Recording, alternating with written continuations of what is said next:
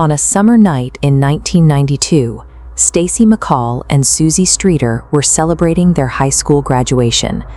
At 2 a.m., the two teenagers decided their current party was too crowded. They made a quick decision to drive back to Suzie's house to sleep in her new waterbed.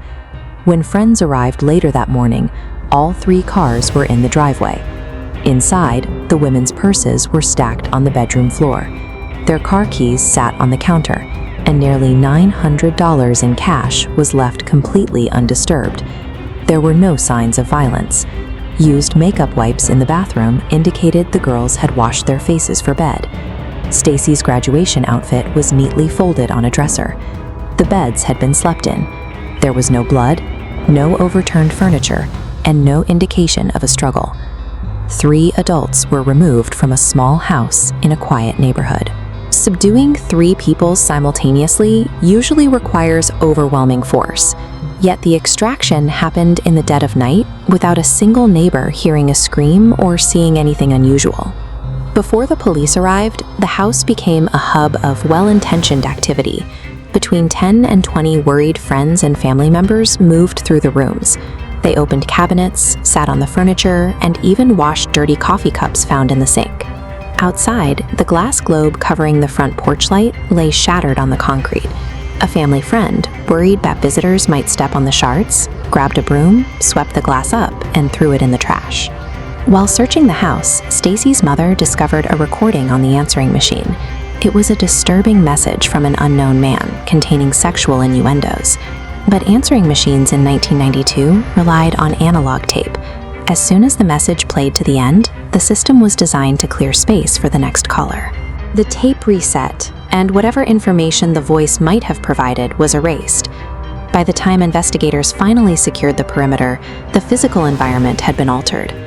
The very people who cared for the victims had inadvertently overwritten the scene, replacing potential forensic evidence with their own fingerprints and footprints. Because the house offered so little, police turned to external witnesses. A clerk at this Abco convenience store reported an encounter that would define the rest of the investigation.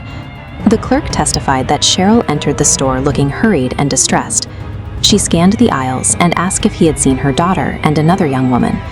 The time was exactly 2:15 a.m.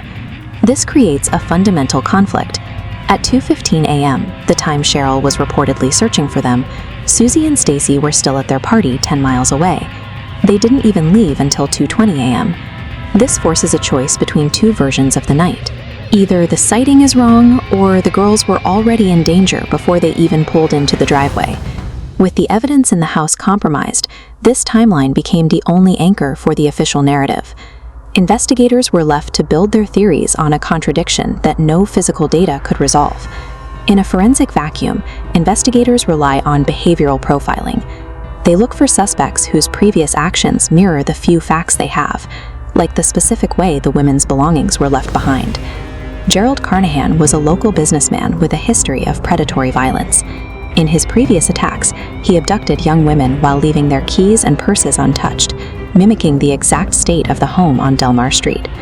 Robert Craig Cox, a former Army Ranger with a history of kidnapping, provided a false alibi for that morning. He later taunted the press, claiming he knew the women were dead, but refusing to offer specifics until his mother passed away. Larry Dwayne Hall, a suspected serial killer, owned a van matching witness descriptions of a suspicious vehicle in the area. His travel schedule also placed him near a Civil War reenactment just north of Springfield that exact weekend. Any of these men fit the profile. However, without a single hair or fiber from the house to place them there, the contaminated scene acts as a shield. Each suspect remains perfectly viable, yet entirely impossible to charge. The lack of physical proof eventually led the public to search for answers in increasingly desperate places, including a tip from the supposed psychic regarding a local hospital. Radar on the hospital parking garage detected 3 parallel anomalies beneath the concrete, each roughly the size of a human body. Police abandoned the lead.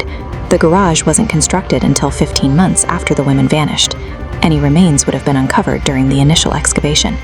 The anomalies were likely tree roots or construction debris, yet the willingness to pursue this theory demonstrates the power of a forensic void. When there is no evidence, the public and investigators will reach for anything to fill the silence. Today, Sherrill and Suzie have been declared legally dead. Stacy's mother, however, refuses to accept that declaration, holding out for the physical proof that has never materialized. The answers may have once been inside that house, but they were lost in the simple, mundane chores of the first 24 hours, a swept-up light bulb and a cleared answering machine tape. The enduring mystery of the Springfield Three is more than a story of three women vanishing into the night. It is a demonstration of how easily the path to justice can be accidentally swept away by the very hands trying to find it.